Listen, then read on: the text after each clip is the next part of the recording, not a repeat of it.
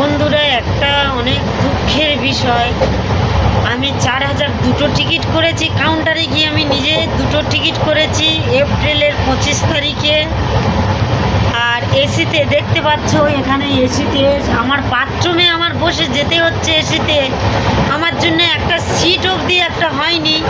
আর মানুষ সব 2-3 দিন পরে তৎকাল যে বের করে, তাদের তাদের হচ্ছে কি সিটটা হচ্ছে কি করে? তাহলে কাউন্টারে গিয়ে যে আমি টিকিটটা করলাম, আমার এই 4100 টাকাটা আমার দেবে কে? তাহলে আমি এখানে স্ক্রিনশট দিয়ে দিয়েছি, এখানে দেখবে। তাহলে এইটা কি সরকারের ভুল হচ্ছে না?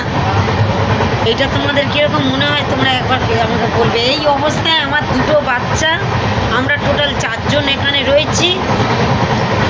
তাহলে কি অবস্থায় আমরা যাচ্ছি, একটু তোমাদের মনে কি মনে হয় যে আমার টাকাটা যে নিল, আমাকে তো একটা অন্তত সিট করে দেওয়ার কি দরকার ছিল না? এই ছোট ছোট বাচ্চা, 2 বছরের 4 বছরের করে বাচ্চা নিয়ে আমি বাথরুমের সামনে বসে চলে যাচ্ছি।